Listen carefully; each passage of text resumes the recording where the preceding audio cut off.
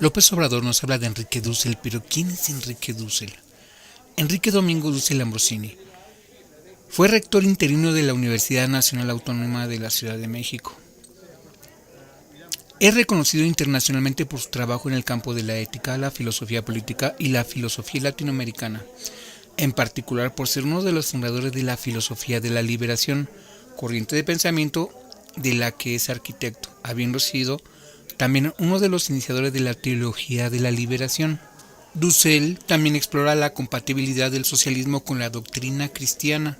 La filosofía de la liberación aparece oficialmente en el segundo Congreso de Filosofía celebrado en Córdoba, Argentina en el año 1972, pero fue en Morelia, México, en el primer Coloquio Nacional de Filosofía 1975, donde tuvo su lanzamiento a nivel de la región.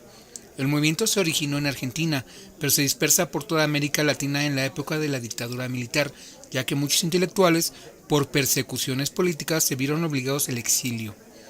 La filosofía de la liberación ha sido muy influyente tanto en América Latina como en otros continentes y regiones, porque ella da inicio a una auténtica filosofía latinoamericana y da paso a una nueva etapa en la filosofía mundial. Escuchemos pues esta conferencia de Enrique Dussel, donde nos afirma que el demonio es el capital. Claro, entonces el Dios que justifica al esclavo, y dice más, el ateísmo, una vez que el esclavo se ha liberado, ya no tiene función.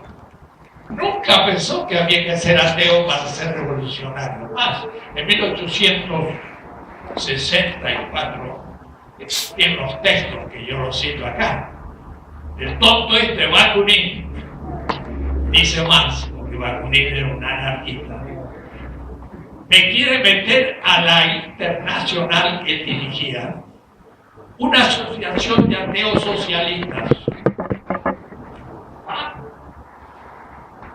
Dice, y yo no le permito que entre una asociación de ateos, es un tema teológico que puede dividir a los obreros. No admitió en internacional el ateísmo. ¿De dónde salió que para ser marxista había que ser ateo?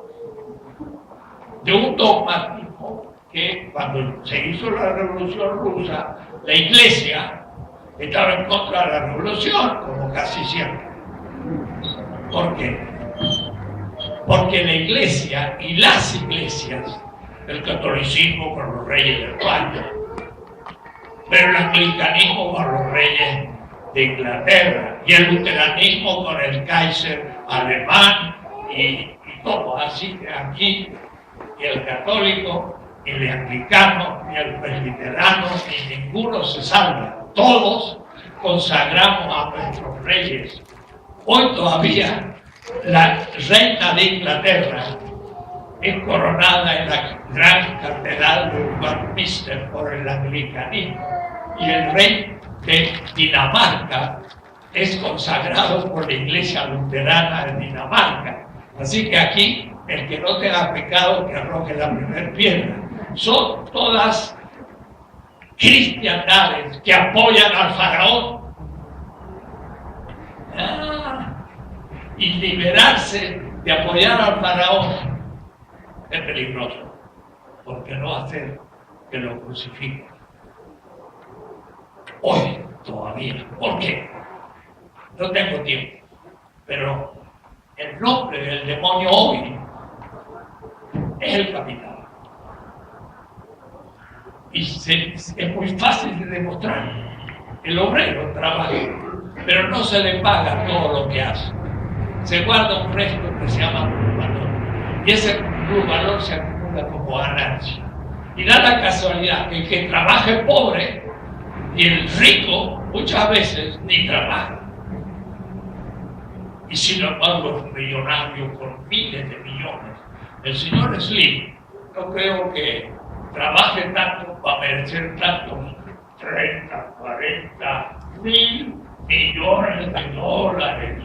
Ha trabajado tanto para tener, si tendríamos que trabajar 4 o 5 millones de personas toda la vida para pasar mucho menos que Slim, ¿no? No te lo saco. Acumulación de lo no pagado por él. Y pasa a eso, circulación de sangre. Pero la sangre, para el pensamiento bíblico, es la vida. Por eso que en la Eucaristía se separa la carne, el pan es un símbolo, y la vida, el vino, como metáfora de la vida. No es cuerpo, alma, es pan, sangre. Y los cristianos no piensan que hay inmortalidad del alma, porque no piensan que hay alma, sino que los cristianos creemos en la muerte y en la resurrección. Casi todos los cristianos son herejes. Creen que el alma es inmortal y lo que muere es el cuerpo, y en la resurrección, mi almita lo que hace es recuperar el cuerpo. Eso es una herejía apolinarista del segundo siglo. Se muere y resucita todo unitario. No hay alma-cuerpo. Padre de la iglesia, ya apologista del siglo II, dice: los griegos creen que el alma es inmortal y nosotros los cristianos creemos que el alma muere. Y era un cristiano, pero se equivocó. Tendría que haber dicho: y nosotros los cristianos creemos que no hay alma, porque somos carnalidad, y la carnalidad es en hebreo y en el Nuevo Testamento es la carne. Y la carne es unitaria, todo mi ser. Y entonces, miren, es una antropología distinta al cristianismo que los griegos. Casi todos los cristianos son medio griegos y poco cristianos.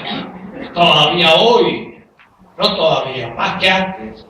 Marx era de familia judía, 400 años de rabino judío. Entonces, él tenía una visión semita de la existencia. Miren qué casualidad, como yo estuve en Israel, pues mi primer libro se llama El humanismo semita. Pero no es Israel, son los babilónicos, son los amorreos, son los fenicios, son los hebreos, son los cristianos y los mahometanos. El Islam es semita. Y estudié la antropología, la política, la ética semita.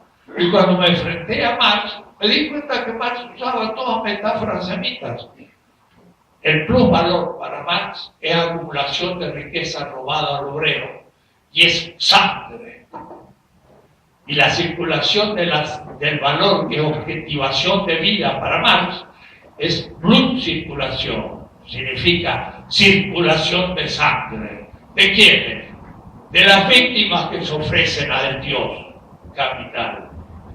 El capital funciona como un Dios. Miren, y esto lo descubrió Bartolomé Las Casas en América Latina en 1514. Bartolomé Las Casas era un cura que llegó aquí a América en 1502. Miren, 8 años después de Cristóbal Colón. Y estaba en la isla de Cuba y el gobernador le dijo que iba a hacer una misa, una celebración litúrgica. Y Bartolomé de Las Casas le tocó ese día un texto bíblico, en hebreo, en las grutas de Qumran, porque no se conocía, se ha conocido hace poco, justamente en Israel. El texto hebreo del Eclesiastes, que significa vencida en hebreo, dice así: ofrecer a Dios un bien robado a los pobres es matar al hijo en presencia de su padre. Si yo le robo a alguien algo y luego ese pan le digo: Dios mío, te ofrezco este pan, se lo robé al pobre, es como matar al hijo en presencia de su padre. El hijo es al que yo le robé y el padre es Dios. Pero lo que pasa que no es Dios, es un fetiche. Miren, Bartolomé Las Casas descubrió ese hecho fantástico en Cuba en 1514. Estaba el altar, estaba Bartolomé Las Casas y le ofrece a Dios el pan. Y Dios, te ofrezco, Dios, el pan fruto del trabajo y de la tierra, la misa, la celebración litúrgica. Pero ese pan se lo había robado a los indios que lo tenían encomendado y sin salario producían para el conquistador Bartolomé de las Casas, que era el cura en Cuba. Quiere decir que le habían robado al pobre el pan que le ofrecía a Dios. El pan robado al pobre es matar al hijo en presencia del Padre, dice el texto. Eclesiástico Vencida 34, 18. Es un libro que en las Biblias católicas no está, pero miren qué interesante, 1514. En la Biblia de Bartolomé estaba ese libro, porque estamos 3 años antes de las 95 tesis de Lutero en Wittenberg. Bartolomé Las Casas es más viejo que Lutero. Y entonces descubrió que el pan que producían los indios en el campo y no les pagaba salario y se lo ofrecía a Dios era la sangre del pobre. Y la sangre del pobre es la vida. Y entonces yo, al ofrecer a Dios el pan que le robaba al pobre, mataba al hijo en presencia de su padre. Ese no era un padre, era un fetiche, era un ídolo. Oh, ¿qué le parece? Ídolo. Un fetiche. Y usted mira, ¿cómo? Que hay tantos sacrificios humanos. Claro que hay sacrificios humanos. Hay millones de gente que muere en la pobreza al Dios capital hoy. Y por eso a mí me da tristeza a veces cuando escucho hablar en los templos de todos los tipos, incluyendo también en las mezquitas musulmanes y en los templos de la China. Di una clase en Marruecos a gente del Islam, y como conozco el pensamiento semita, y el Islam es semita como los cristianos y los judíos, yo puedo entonces hablarle a un Islam y decirle: la gente que acumula dólares en Arabia Saudita del petróleo y que sin embargo hay pobres, mata a esos pobres por ganar su dinero.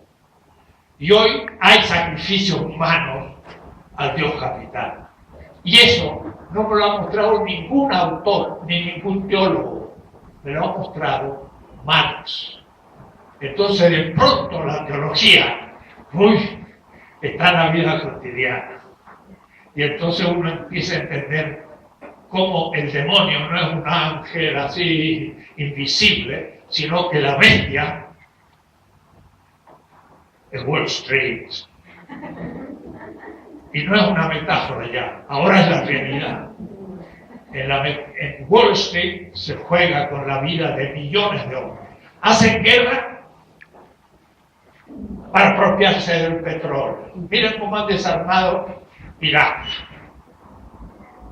Afganistán, Libia, ahora Siria destruida. ¿Por qué? Para apropiarse del petróleo. Millones de personas mueren. ¿A quién? Al Dios capital.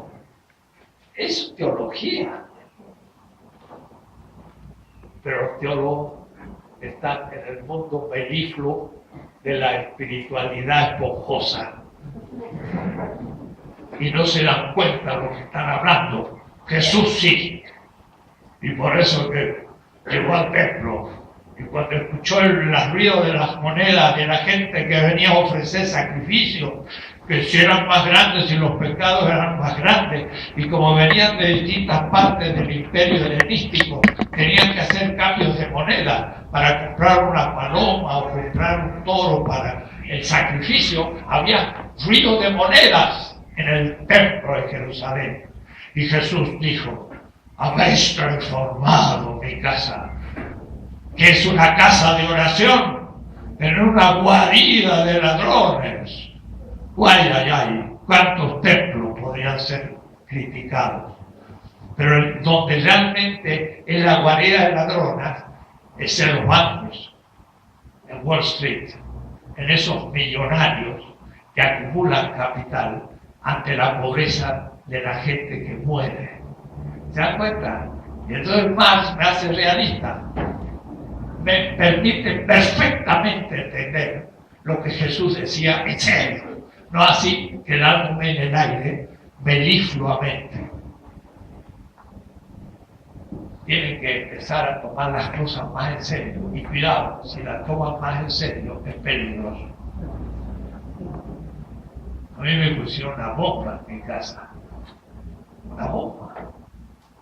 Y cuando a veces agarro la obra de Hegel, está rota. Y le digo a mis alumnos, bueno, ese estaba enfrente donde tiraron la bomba, pues eso está roto. Me echaron de la universidad. Me echaron de mi patria. Y llegué a México en el exilio. Entonces yo hablo con la autoridad del que ya se ha jugado. Y ustedes también tienen que hacerlo. Pero ser cristiano es difícil. Como decía Kierkegaard, es difícil. Y Kierkegaard, que era un pastor protestante, se agarró contra el rey, contra el más rico de Dinamarca, le hizo unas críticas a la economía, y a los teólogos también hegelianos, inventa el concepto de cristiandad. Para Kierkegaard, teólogo luterano, la cristiandad es una inversión del cristianismo.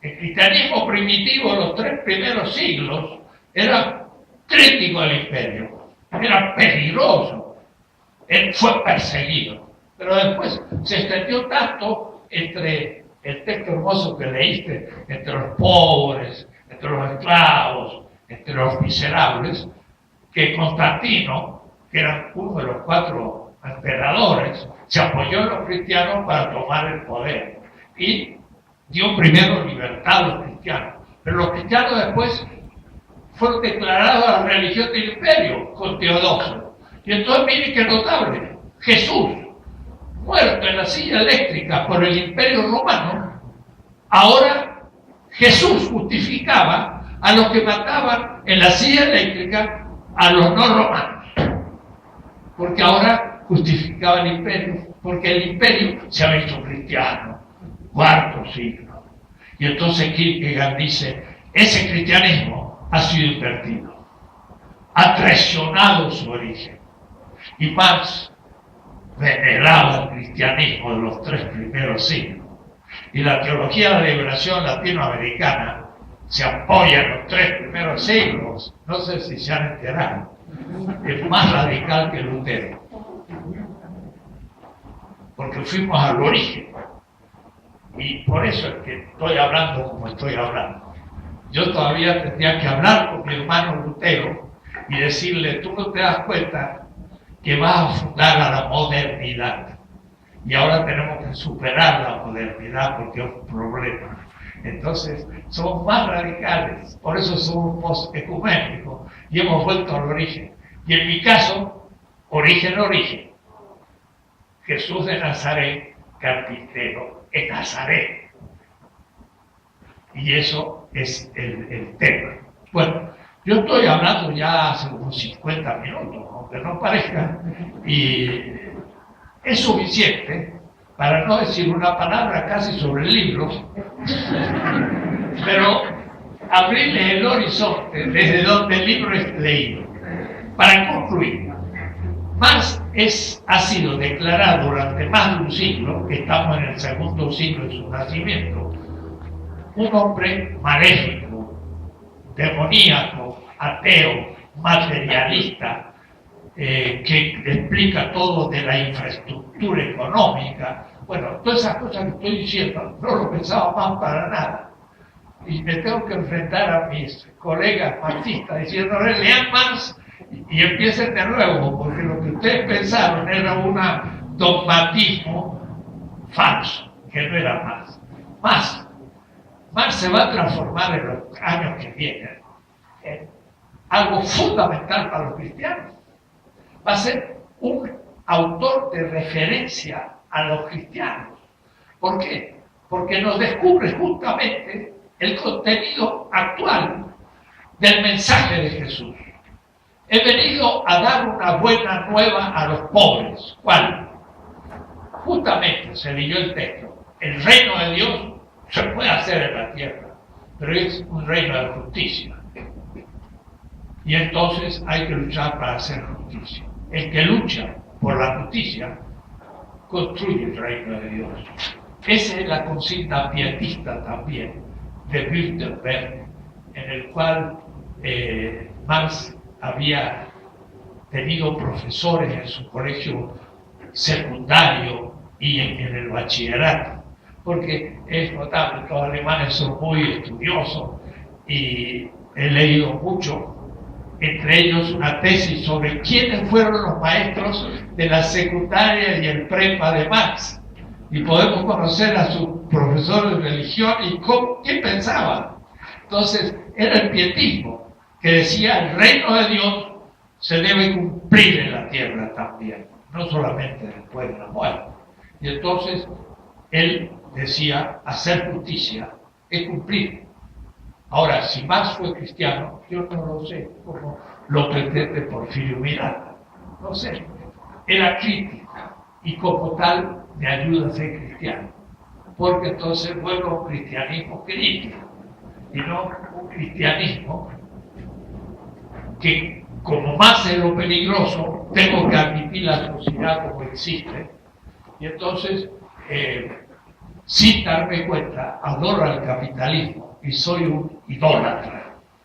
Marx me hace algo muy interesante. Él le llama la teología de la vida cotidiana. Dice: los judíos, ¿a qué Dios adoran? Y cuando dice judíos, él era judío en el origen. También puede decir: y los cristianos, ¿qué Dios adoran? Pero no el sábado, los judíos, o el domingo, los cristianos. Voy a aplicarlo a los cristianos. El domingo adoramos a Dios. Y de lunes al sábado, en la vida cotidiana, que no vamos al templo y no hay dioses. Él dice a los judíos: vuestro Dios es el dinero. De lunes a sábado. Y cuando el domingo van a la celebración, es el Dios cristiano. Pero en la semana fue el Dios capital. Entonces, la verdad es que adoran al Dios capital. Vuestro Dios es el dinero. Y Jesús le llamaba al dinero Mamón. Y entonces hay dos dioses. Mamón, que es el dinero, o el Dios de Israel. Y sin darnos cuenta, adoramos al Dios del dinero. Aún el pobre que quiere ser rico. Entonces, Marx sirve para reinterpretar profundamente el cristianismo. Porque él tuvo una experiencia muy dura y muy inteligente del cristianismo de su época y fue profundamente crítico. De tal manera que en este libro yo digo muchas cosas, pero la primera, el marxismo no entendió a Marx. Y al decir eso, no se imagina usted lo que estoy diciendo en el mundo universitario. Quiero decir que Korsch, que Kautsky, que Lukács, que Habermas, que los grandes filósofos que por ahí se dijeron marxistas, no entendieron a Marx.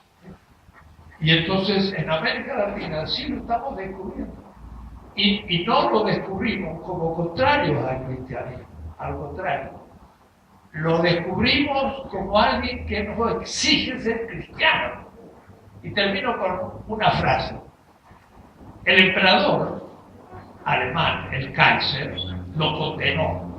Y por eso él huyó de Alemania, se fue a Francia, lo echaron, se fue a Bélgica, lo echaron y por último llegó a Inglaterra. Pero escribió, cuando lo echaron de Alemania, un texto sobre la censura.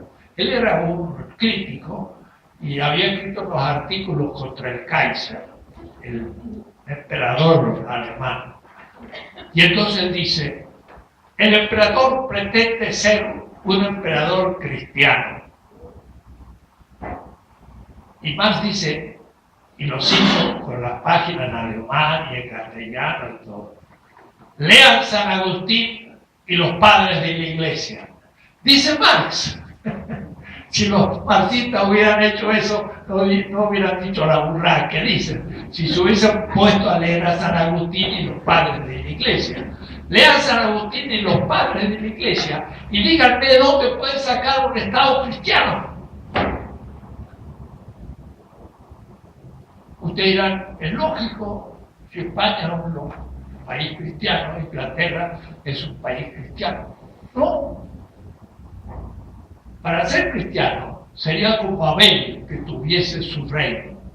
Pero todos los reinos de la historia son de Caín, no son de Abel, dice San Agustín. Abel nunca construyó un reino. No puede ser un reino cristiano. ¿Por qué? Y porque el cristianismo es crítico y sería crítico del Estado y de la nación. El cristianismo es una crítica a justamente la idolatría del Estado. Entonces, eso se tomó como una crítica a la religión. No, era el cristianismo más auténtico. El origen de toda crítica es la crítica a la religión. ¡Uy, qué barbaridad! ¿Qué hizo Jesús en toda su vida? No criticó el templo. Dijo, destrúyanlo y en 3 días lo vamos a reconstruir. Jesús hizo la crítica de la religión de Israel siempre. Y hubiera escrito él, puesto la firma, el origen de toda crítica es la crítica de la religión fetichista. La religión es el opio del pueblo. ¿Cuál? La de dominación. Si el faraón es Dios, tu esclavo tiene que ser esclavo hasta tu muerte porque Dios lo quiere. Pero ese Dios hay que negarlo. Entonces, todos los textos de Marx se pueden releer de una manera absolutamente positiva para el cristianismo. Entonces yo lo fui leyendo a Marx y terminé y dije, no solo no es contrario al cristianismo, sino que ni los papas, soy católico, ni los papas tienen una doctrina de la Iglesia social tan profunda como Marx. Porque Marx usa la metafísica de la creación de la nada en la esencia de la economía. Mira, y esto para un economista, mira qué interesante. Marx dice, en el tiempo necesario para la reproducción del valor del dinero, se produce. Pero en el plus tiempo, el plus trabajo, se crea de la nada el plusvalor. Y usa la palabra Schöpfung aus nichts, creatio ex nihilo. Y yo he estado, mire dónde, en el Instituto Marxista-Leninista de Berlín, 4º piso, en la plaza de Alexanderplatz, donde se edita Marx en alemán. Y les he dicho, ¿han visto que Marx dice que en el tiempo necesario se reproduce el valor del salario, pero en el plus tiempo se crea de la nada el plusvalor?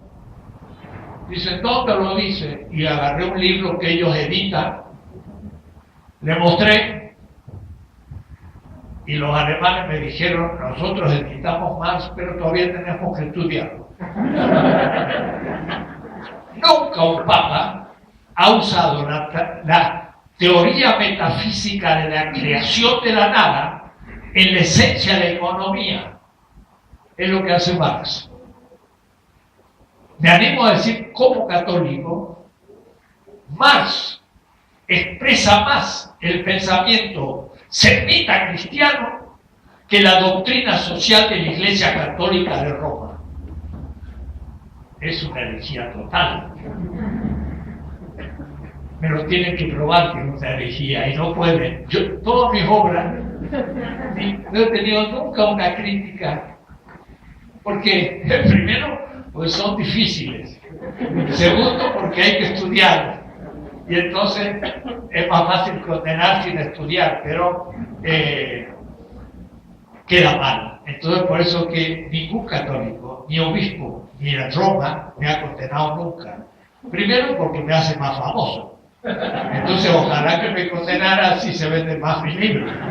Pero lo que pasa es que creo conocer la tradición a fondo, porque soy historiador de la Iglesia, y he leído los textos en hebreo y en latín y en griego y además en alemán. Entonces, que me vengan a decir si esto no es la expresión del pensamiento semita cristiano, y Marx es un desconocido que va a ser tomado dentro de poco, digo 2, 3, 4 decenios, como fue tomado Aristóteles en la Edad Media, que era anticristiano y después vino a permitir repensar el cristianismo.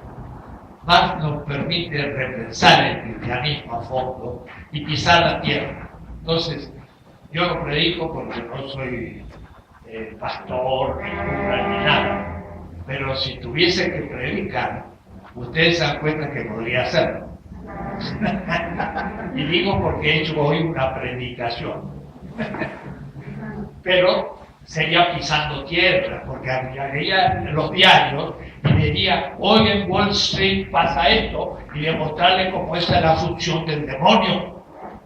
Y entonces la gente diría, hacha, el demonio es real y nos está matando.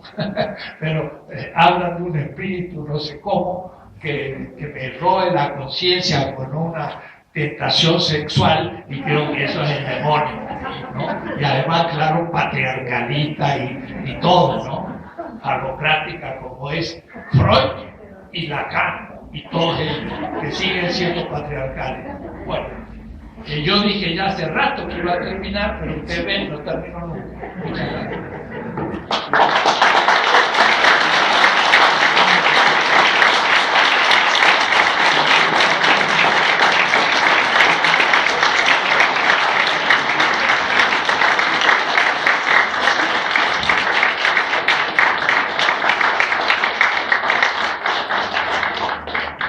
Agradecemos infinitamente al doctor Enrique Dussel por este tiempo tan esclarecedor para todos y todas acá.